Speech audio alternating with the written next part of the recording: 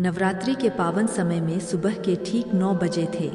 शहर की सबसे बड़ी पुलिस अधिकारी आईपीएस निशा चौहान सादे कपड़ों में बिना किसी सरकारी तामझाम के फल खरीदने बाजार पहुंची। उनके चेहरे पर एक सादगी थी और चाल में आत्मविश्वास। किसी को अंदाजा तक नहीं था कि यह महिला इस शहर की आईपीएस अफसर है। निशा सीधा एक ठेले के पास जाकर रुकी। वहां एक करीब 35 साल की फल वाली महिला जिसका नाम रेशमा था फल बेच रही थी। निशा ने मुस्कुराकर उससे फलों के दाम पूछे ही थे कि तभी एक छोटा बच्चा दौड़ता हुआ आया और रेशमा से लिपट कर बोला, मम्मी मुझे स्कूल छोड़ दो ना, लेट हो रहा है, नहीं तो टीचर डांटेंगी। रेशमा बोली, बेटा थोड़ी देर रुक जा, मैं पहले इनको फल दे दूं, फिर तुझे छोड़ने चलेंगे।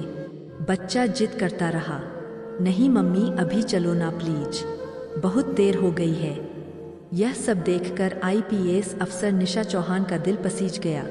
वह मुस्कुरा कर बोली, आप बच्चे को स्कूल छोड़ आइए, मैं आपकी दुकान संभालती हूँ। रेशमा थोड़ी हिचकिचाई, पर निशा के भरोसे भरे लहजे ने उसे हिम्मत दी। उसने कहा, ठीक है बहन, मैं जल्दी लौट आऊंगी।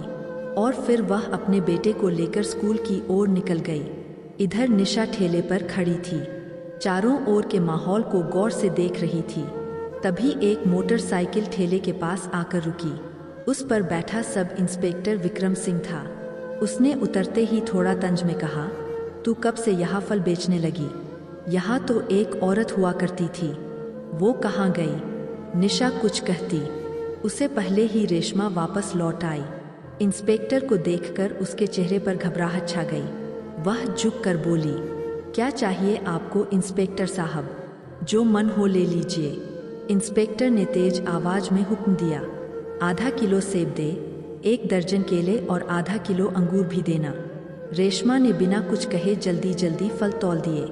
इंस्पेक्टर विक्रम सिंह बिना एक भी पैसा दिए मोटरसाइकिल पर बैठा और चलता बना। यह सब देखकर निशा चौहान स्तब्ध रह गई। कुछ पल खामोशी में बीते, फिर उन्होंने रेशमा से पूछा, बहन उसने पैसे क्यों नहीं दिए? आपने उससे कुछ कहा क्यों नहीं? रेशमा की आंखों में मजबूरी साफ दिख रही थी। धीमे स्वर में बोली, बहन क्या कहूँ, यह इंस्पेक्टर रोज ऐसे ही फल ले जाता है। जब कुछ बोलती हूँ तो धमकाता है, कहता है मुझसे पैसे लेगी, अभी तेरे ठेले को उठवा दूंगा, मुझे डर लगता है।